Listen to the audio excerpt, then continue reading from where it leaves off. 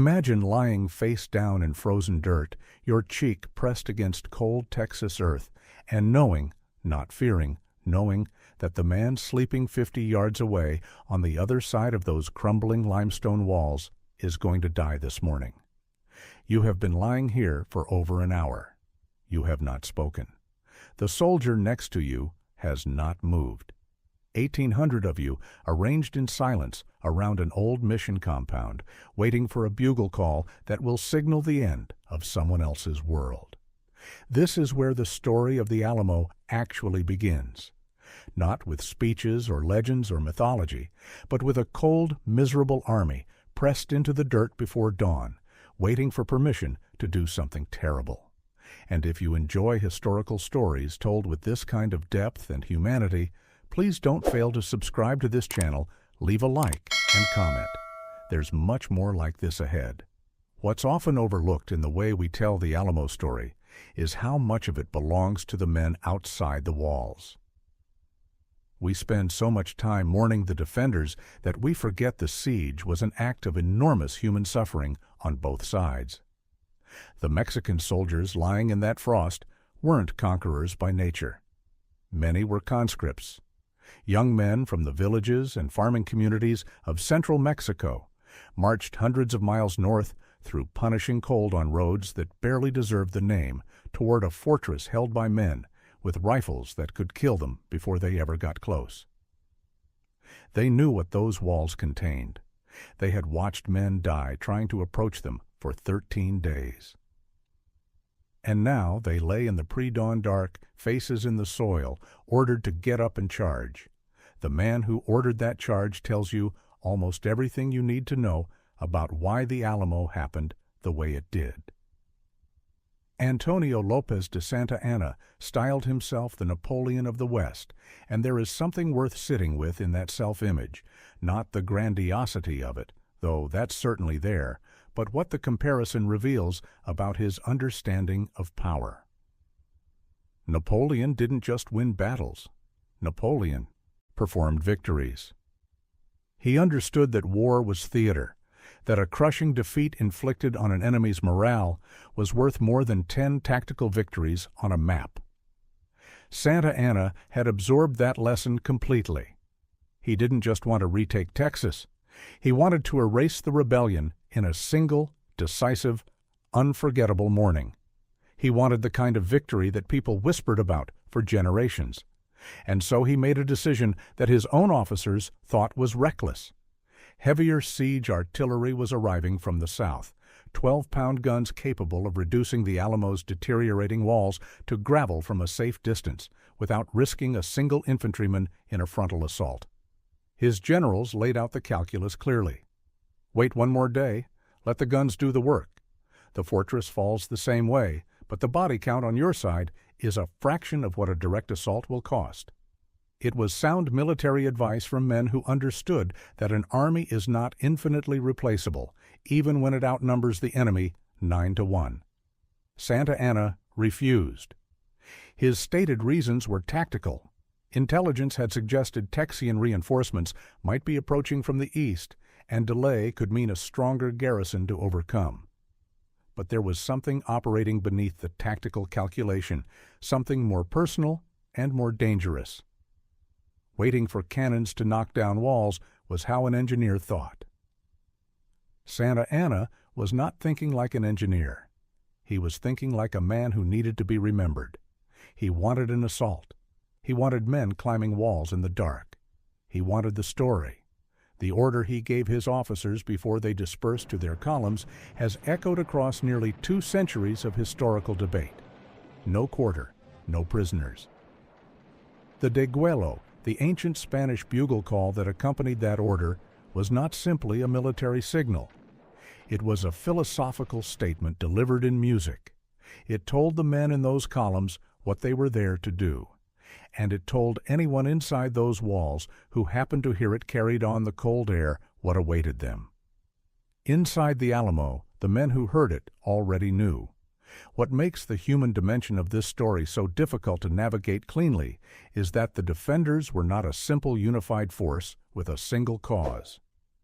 The garrison was a complicated collection of individuals, each with their own reasons for being there, their own private calculus about what the morning would bring.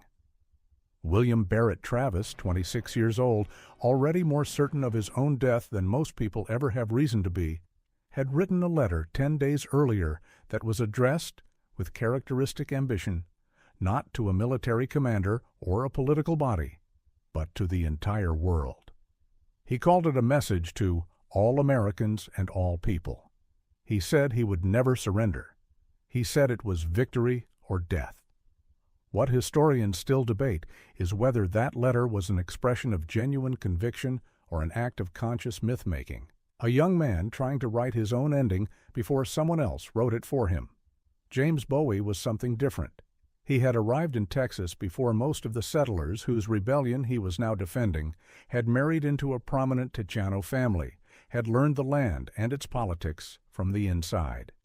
He understood what the Texas Revolution meant for people who weren't Anglo newcomers, for the Tejano families who had built their lives under the old constitutional framework that Santa Anna had abolished.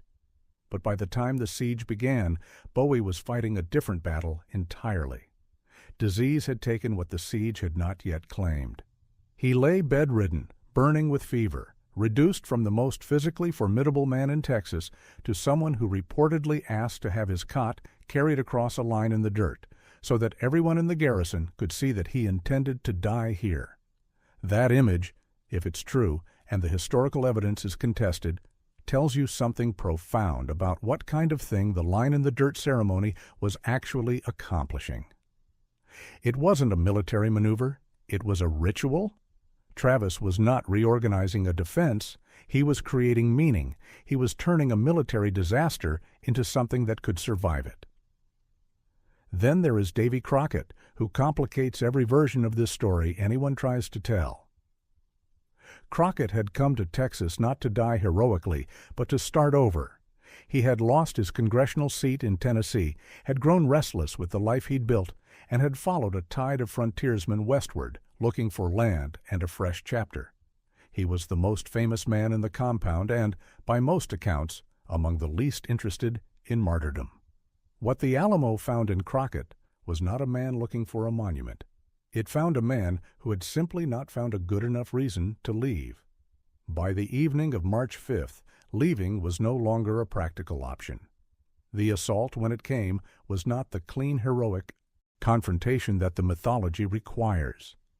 It was 90 minutes of confusion and escalating horror, compressed into a space barely large enough to hold it. The first minutes were devastating for the attackers.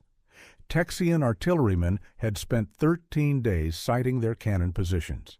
They knew exactly where the columns would have to cross, and when the assault formations materialized in the pre-dawn dark, the gunfire that met them was precise and catastrophic. Cannon loaded with grape shot and improvised metal debris tore through packed formations at close range. Entire files of men vanished in a single discharge. The assault columns staggered, and then they came on anyway. This is the part that rarely gets examined closely because it complicates the moral architecture of the legend. The Mexican soldiers who kept advancing through that fire, who stepped over their fallen comrades, who watched the man on the ladder above them take a bullet and fall, and then gripped the rungs and kept climbing.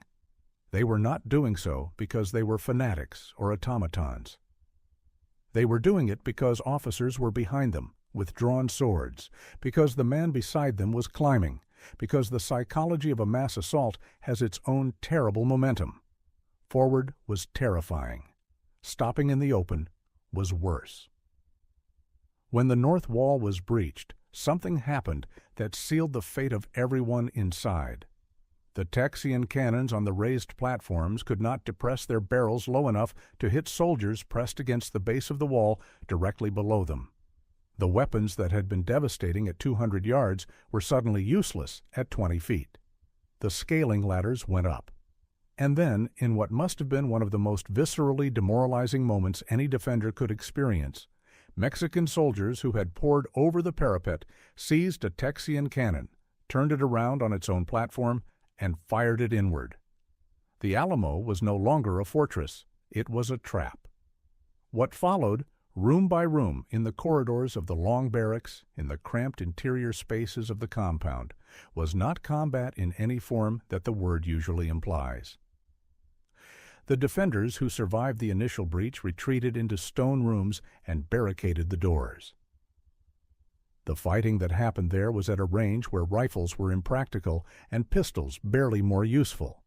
It was the kind of violence that reduces history to its most basic and brutal elements, what a human being does when they have no options left and no exit available. Bowie died in his sickbed. Travis fell from the north wall in the opening minutes, possibly among the first casualties of the breach. Crockett's end is the most historically contested of the three, and that contestation itself says something interesting. Accounts of where and how he died vary enough that historians have spent decades trying to reconcile source that cannot be fully reconciled. The debate over whether Crockett died fighting or was captured and executed afterward isn't just a factual dispute. It's an argument about what kind of story Americans needed the Alamo to be. And that may be the most historically significant thing about the whole event. The fall of the Alamo was, by any military measure, a failure. The garrison died. The fortress fell. The men who had been asked to hold the position until reinforcements arrived held it until there was nothing left to hold. What shouldn't have worked, what had no right to work, was the transformation of that failure into a rallying point that fundamentally altered the trajectory of the Texas Revolution. Remember, the Alamo was not a commemoration. It was a declaration. It told every Texian soldier at San Jacinto, 6 weeks later, exactly what the stakes were and what the cost of losing would look like. But the aftermath raised questions that neither Texas nor the United States ever fully answered. The Mexican soldiers who died in those assaults, whose casualties in the first minutes of the attack numbered in the hundreds, don't appear in the mythology at all. Their deaths were simply the price of the performance Santa Anna required. The Tejanos who fought inside the Alamo alongside Anglo settlers, who had their own complex and legitimate reasons for resisting a centralized government that had stripped away the constitutional protections their communities depended on. They largely vanished from the popular memory of the event, absorbed into a narrative that was increasingly about American expansion and manifest destiny, rather than about the specific and complicated people who actually lived and died there. What historians keep returning to, and what makes the Alamo genuinely worthy of continued serious study, is the way the event demonstrates how catastrophic failure can be weaponized into myth, and what that weaponization costs. The legend required clean heroes and faceless enemies. The reality was a compound full of complicated, frightened, occasionally courageous individuals, many of them far from home, most of them uncertain about what exactly they were dying for, surrounded by other complicated, frightened, occasionally courageous individuals who had been ordered to kill them. Santa Anna got his decisive morning. He got the crushing, memorable victory he had designed.